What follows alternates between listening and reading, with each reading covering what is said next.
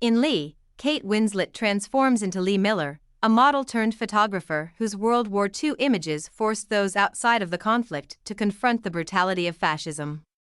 The actress injects award-winning cinematographer Ellen Kuras' glossy and conventional biopic with an energy that ushers an enigmatic figure to the foreground. The real-life Miller has had a quiet resurgence in the last few decades. In 2005, Australian writer Carolyn Burke penned a biography that meticulously chronicled Miller's path to becoming a war photographer. Exhibitions in the US and Britain in 2015 displayed her striking photographs of the Blitz and the aftermath of D-Day.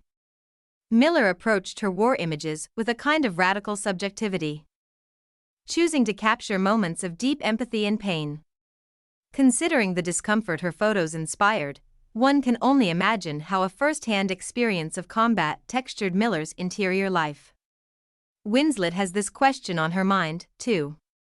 Her portrayal of Lee is marked by the subtlety of change, highlighting how trauma can subdue or contort people until they are unrecognizable to themselves.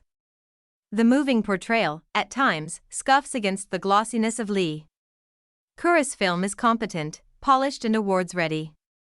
And while that all makes for a fine viewing experience, the movie also feels at odds with its subject, a restless woman whose passion and hurt drove her to action.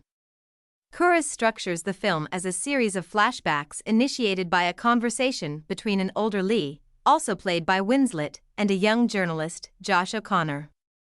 It's 1977 in an English village, where Lee lived in her final years. She's suspicious of the man sitting across from her who wants to know about her work. "They're just pictures," she says.